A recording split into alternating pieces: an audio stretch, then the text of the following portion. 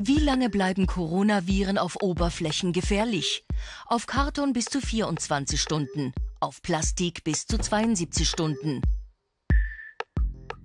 Und auch auf rostfreiem Stahl bis zu 72 Stunden. Dann allerdings kaum noch nachweisbar. Das zumindest sagt eine neue Studie. Für den Virologen sind solche Zeitangaben allerdings problematisch. Wir wissen natürlich, dass sich das Virus über Tröpfchen verbreitet. Das heißt, solange das Virus in dem Tröpfchen ist, was wir beim Sprechen oder beim Husten ausscheiden, ist das Virus infektiös. Wenn so ein Tröpfchen auf die Oberfläche, auf einen Tisch oder auf eine glatte Oberfläche kommt, dann wird dieses Tröpfchen auch schnell austrocknen und dann geht es ganz schnell, dass das Virus inaktiv ist.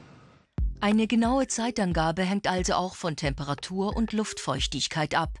Die publizierten Zeiten sind somit eher theoretische Laborergebnisse.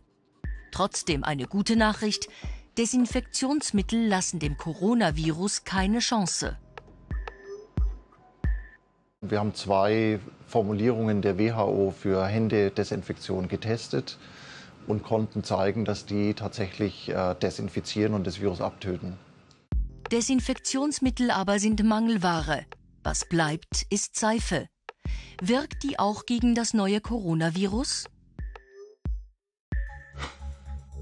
Wir fragen beim Zürcher Virologen und Zellbiologen Urs Gräber nach. Seine Skizzen lassen erahnen, dass die Antwort auf unsere Frage weniger simpel sein könnte, als vielleicht gedacht. Wie eigentlich wirkt Seife gegen Viren? Ja, die Seife wirkt gegen Viren, weil die Viren an ihrer Oberfläche Schwachstellen haben. Zu diesen Schwachstellen gehören die Lipide, die Fettmoleküle, die die Hülle der Viren enthalten. Und genau diese Schwachstellen greift Seife an. Die Seifenmoleküle gehen in die Lipidschicht vom Virus hinein. Und somit fehlt im Virus nun das virale Lipid. Und als Folge davon kollabiert es und wird inaktiviert. Ob flüssig oder als Block ist dabei egal. Seife wirkt. Und auch für Oberflächen braucht man nicht zwingend Desinfektionsmittel. Auch da reicht Seife voll auf.